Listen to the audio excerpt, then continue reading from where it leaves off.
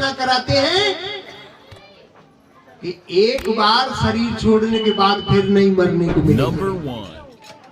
शुभलपि जन्मम शुभलपि वर्णम शुभलपि जननी जठरे संयम ए संसारे खल दुष्पारे पाई मुरारे कृपा पायरे। इसलिए भज गोविंदम गोविंदम भज मूढ़मते।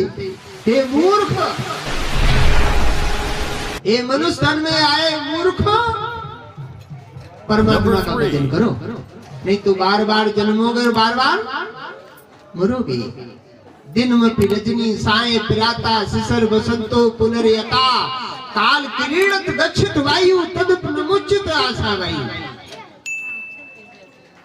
ये देख नंबर 4 ये बताया हम लोग कैसे खेल में लगे हुए हैं। दिन में भी रजनी, दिन के बाद रात आ जा रही है और रात के बाद दिन आ जा रही है। दिन में भी रजनी, दिन के बाद रात आ जाती है। दिन में भी रजनी साय प्राता और शाम के बाद सुबेरा हो जाता है।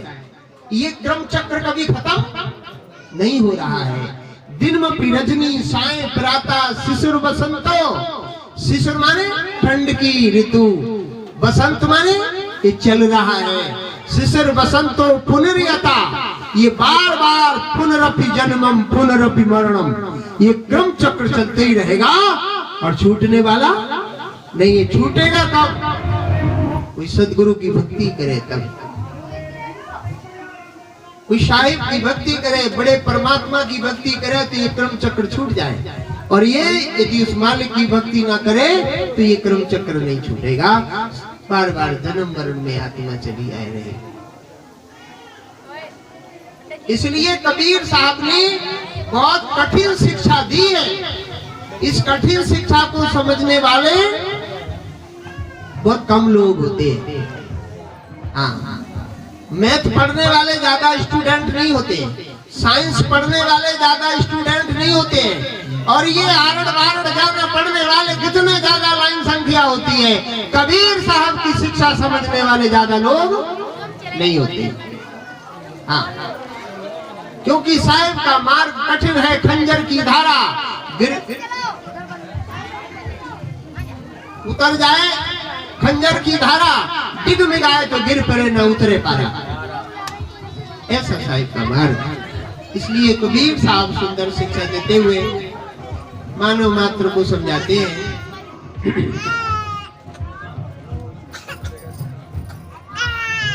तो अभी बात ऊंचे क्लास की हो रही है।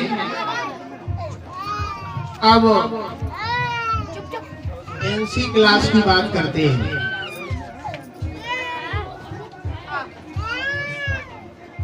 टाइम कितना हो गया है? अच्छा 10 बज गया है। तो बस थोड़ी देर बात और कर रहे हैं, क्योंकि 12 बजे से पहले ही वो शनिचर का दिन लग जाएगा और पूजा 12 बजे से पहले ही प्रसाद बांट कर फाइनल करना होगा। भजन? अच्छा, ये देखो कह रही है भजन सुना दे हमारा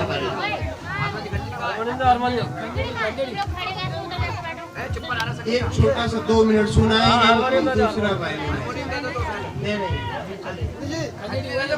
ऐसे सुना दे रहे हैं।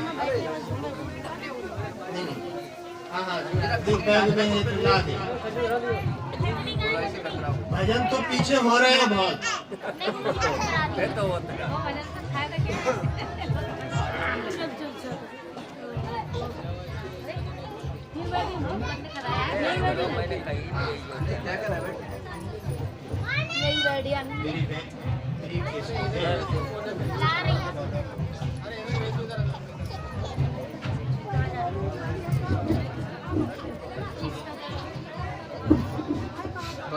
जो है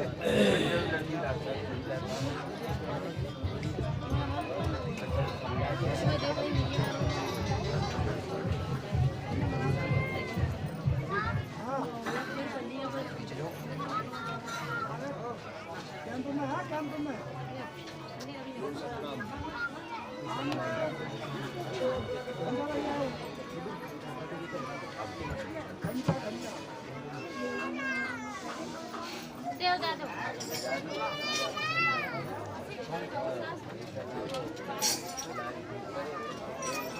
कबीर साहब के जो शब्द हैं बड़े अटपटे हैं और बड़े दूसरे राग रस के हैं, इसलिए सब अलग अलग अपनी राग से गाते हैं। कबीर साहब के तरह तरह के शब्द दूसरे दूसरे राग से गाए जाते हैं। तो एक ऐसा शब्द है साहिब का, उसको आप जरा ध्यान से सुनेंगे। कबीर साहब के शिष्य धनी धर्मदास जी के घर पर कबीर साहब फागुन के महीने में आए हैं। और महीने में फागुन के महीने में आए हैं। तो दोनों पति पत्नी, जैसे आशा और सीताराम के घर गुरुजी आए हैं और कपिल मुनि और पूजा के घर में आए हैं, ऐसे ही धर्मदास और आमीन के घर में फागुन के महीने में कबीर साहब पधारे।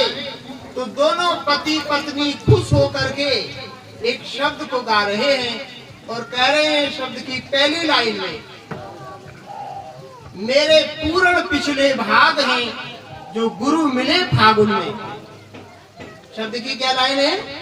मेरे पूर्ण पिछले भाग हैं जो गुरु मिले फागुन में।